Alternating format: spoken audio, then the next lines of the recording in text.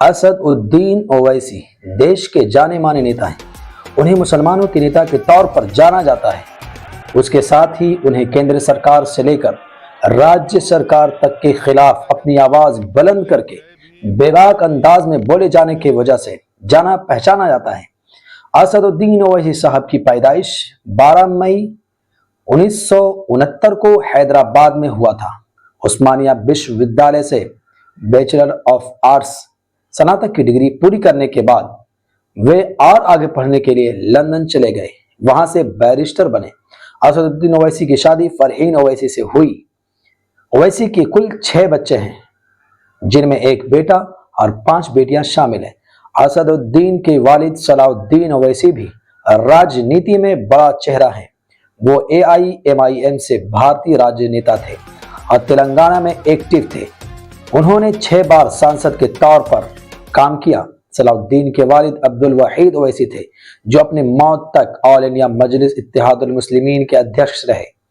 1979 में सलाउद्दीन ओवैसी ने अपने वालिद के इंतकाल के बाद मजलिस की जिम्मेदारी संभाली। सुल्तान सलाउद्दीन ओवैसी ने बहुत कम उम्र में 1958 में राजनीति में कदम रखा था। वहीं AIMIM में आधिकारिक रूप से शामिल होने की बाद असदुद्दीन ओवैसी साहब ने 1994 के आंध्र प्रदेश के विधानसभा चुनाव में अपनी राजनीतिक शुरुआत की। उन्होंने 4 मीनार सीट से चुनाव लड़ा, जो उनकी पार्टी 1968 से लगातार चुनाव जीतती चली आ रही थी। उन्होंने इस चुनाव में 40,000 से ज्यादा वोटों से जीत हासिल की। फिर 1999 में जीत दोहराई। 2004 में उनके वालिद बीमार होने की वजह से चुनाव नहीं लड़ पाए, तो उनकी संसदीय क्षेत्र से असदुद्दीन ओवैसी ने पर्चा दाखिल किया।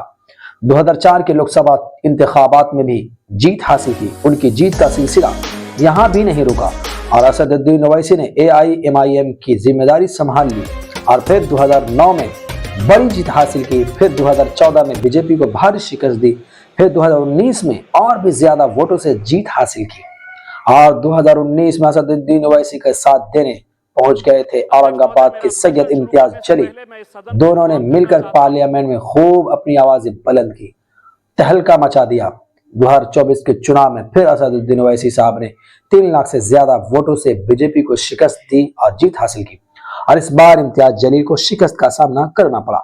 असदुद्दीन ओवैसी मुसलमानों ही के नहीं, बल्कि दलित, पिछड़ा और मजलूम की आवाज का नाम है। वो एक ईमानदार नेता है।